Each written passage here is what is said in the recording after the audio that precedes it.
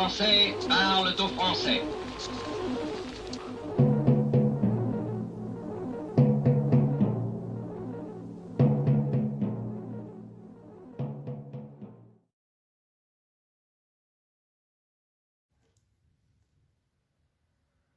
Bonjour à tous, bienvenue sur Franck Info, l'actualité vue par Franck Muller. Nous sommes mardi 29 novembre. Bien, on va parler du parquet national financier.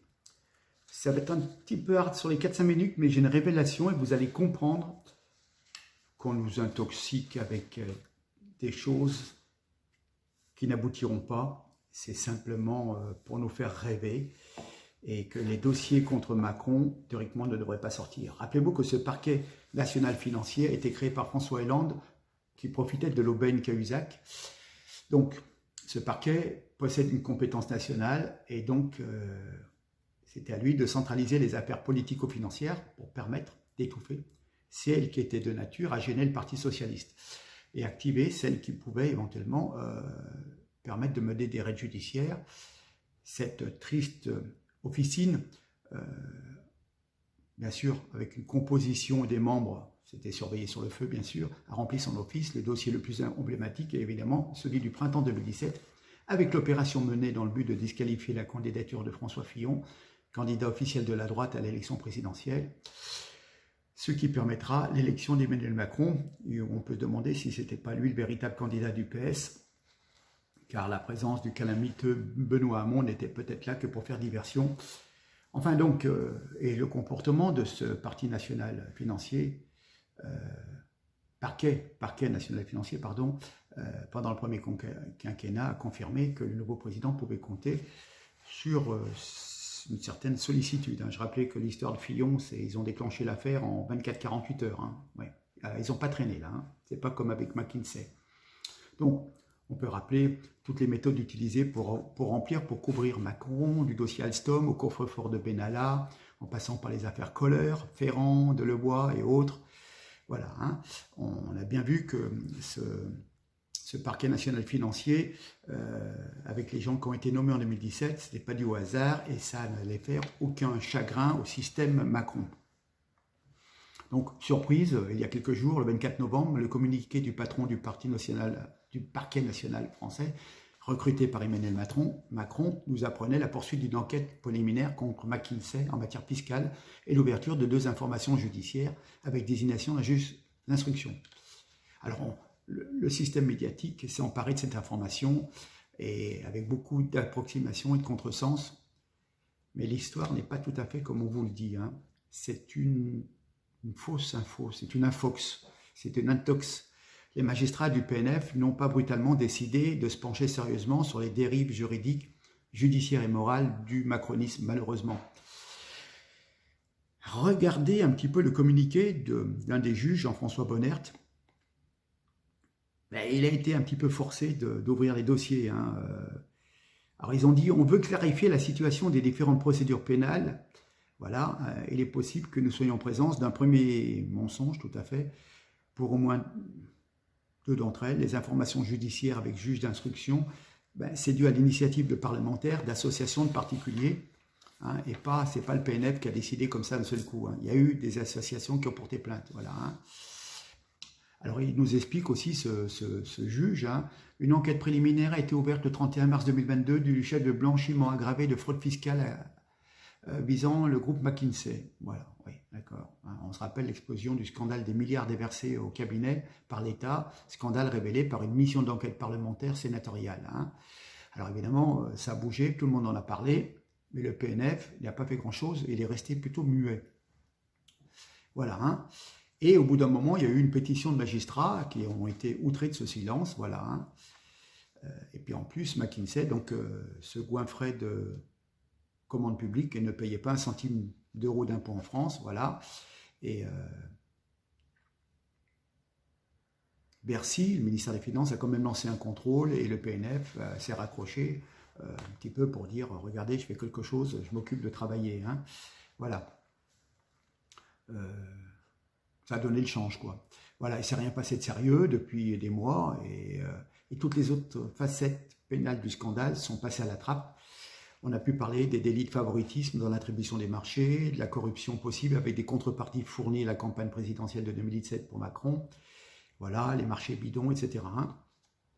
Donc évidemment, à la rentrée, beaucoup de monde était contrarié et des parlementaires, des associations, des particuliers ont émis des signalements et des plaintes. Voilà, et ça a provoqué 2 informations judiciaires avec donc nomination de magistrats.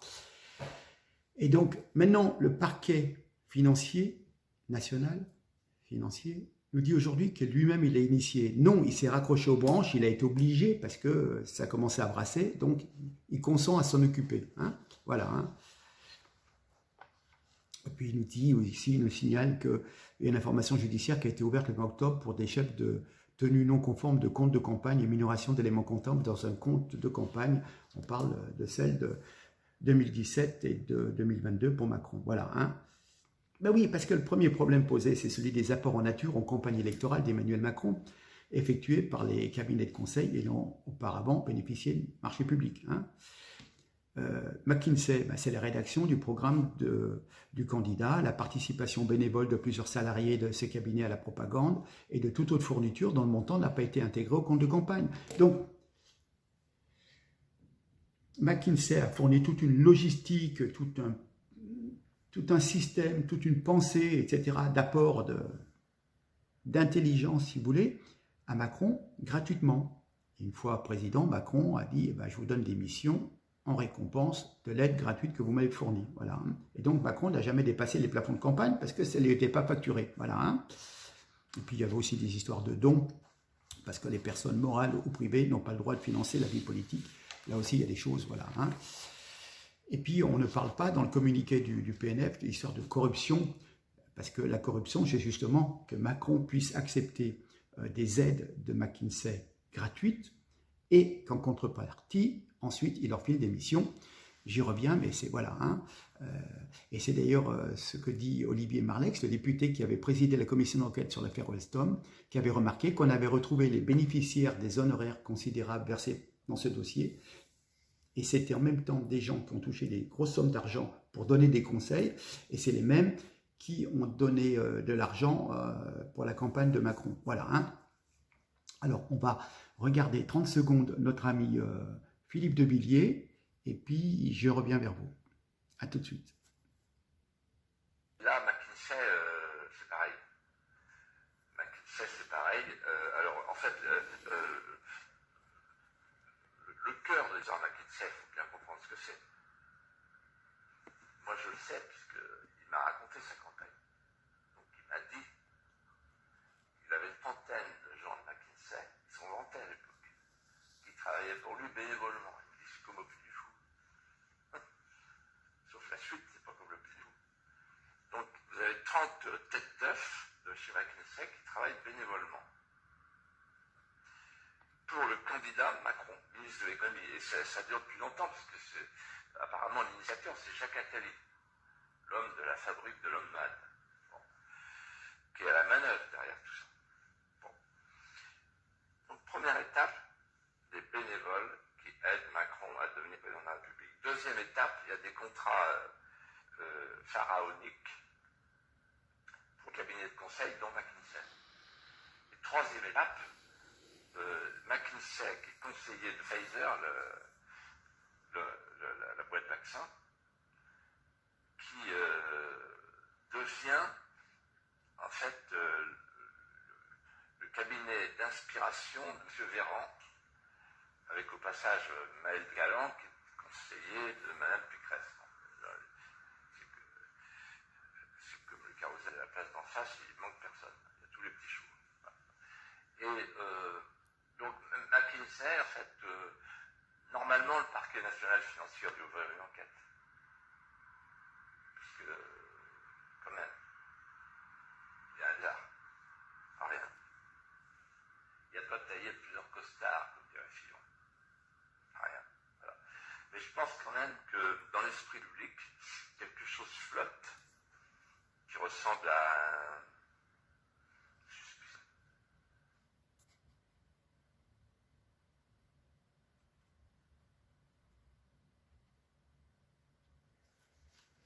Donc, vous avez vu. Voilà. Alors, bon, il y a eu plusieurs plaintes d'élus, recel, favoritisme, etc., etc., toujours avec ces histoires de marché public et tout. Bon, c'est saoulant. Mais ce que je voudrais dire, c'est que, comment dire, la personne principale chargée de ce travail, d'enquêter, ils sont plusieurs, mais il y a notamment Serge Tournaire, qui fait pendant 10 ans membre du pôle d'instruction financier du tribunal de grande instance de Paris, où il s'est signalé par des méthodes particulières un acharnement contre les personnalités de droite, au point que cette partialité avait fini par exaspérer son collègue, le fameux juge Renaud Van Orenbeck. Et puis donc c'est lui qui avait mené au printemps 2017 l'instruction fulgurante contre François Fillon pour le disqualifier politiquement pour l'élection à la magistrature suprême face à Emmanuel Macron. Voilà. Hein. Il était atteint par la règle des 10 ans, il a dû quitter ce pôle il y a 3 ans, il vient d'y revenir, par le plus grand des hasards, il a été choisi, voilà, hein, pour continuer à aider Macron. Hein. Alors on pourrait dire que, pour résumer, et maintenant vous allez avoir une information capitale, donc le parquet national financier chargé de verrouiller en amont n'a pas pu s'opposer à l'ouverture d'informations judiciaires, alors on l'a nommé pour reprendre ces informations. Il y en a pris celui qui avait œuvré à l'élection d'Emmanuel Macron, voilà, et donc c'est eux qui vont essayer de faire l'enquête, mais d'une certaine façon pour que le résultat soit que dalle, hein, voilà.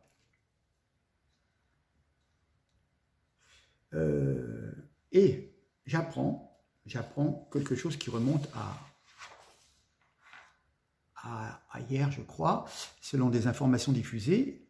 L'autre, le collègue qui va s'occuper aussi du parquet national financier, François Bonner, procureur financier, a été invité à un pot amical pour le départ de certains conseillers de l'Élysée. Donc, je récapitule, le procureur qui a lancé 2 informations judiciaires contre le président de la République dans le cadre de l'affaire McKinsey, est invité pour faire la fête à l'Élysée avec les conseillers du président, en présence du président.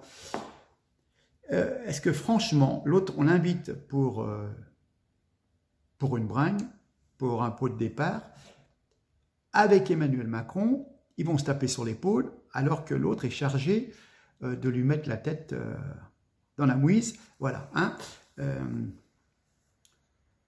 C'était le pot de départ de la conseillère de justice d'Emmanuel Macron, Hélène Davot. Voilà. Il y avait également la procureure de Paris, Laure Becqueau, présente. Voilà. Hein. Donc ils sont en principe chargés d'enquêter de façon impartiale sur les agissements du pouvoir exécutif, en particulier donc du président de la République, et se sont retrouvés face au président et face à ses conseillers pour un moment convivial. Voilà. Hein. L'ouverture de ces enquêtes par le parquet national financier vise tout simplement à étouffer ce qui avait pu sortir. Voilà. Hein. On voyait la participation du magistrat chargé de l'enquête à des agapes, à des bouffes à l'Élysée, donne un premier élément de la réponse. Hein. Voilà. La République est corrompue. C'est incroyable.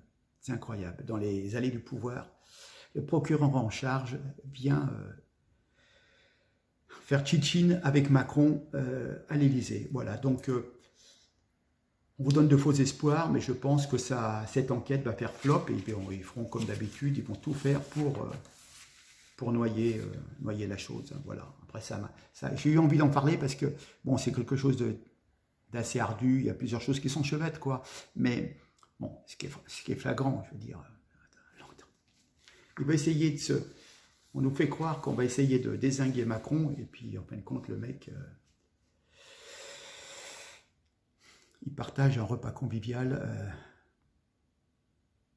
avec Emmanuel Macron. Bon. Vous voyez, vous? Bref. Allez, je vous laisse. Bon, écoutez, faites ce que vous pouvez pour partager, faire connaître ma modeste chaîne. J'espère que vous avez apprécié l'interview d'1h15 à bâton rompu de vendredi dernier. Et puis allez, je compte sur vous. À très bientôt. Allez, on continue. Merci. Au revoir.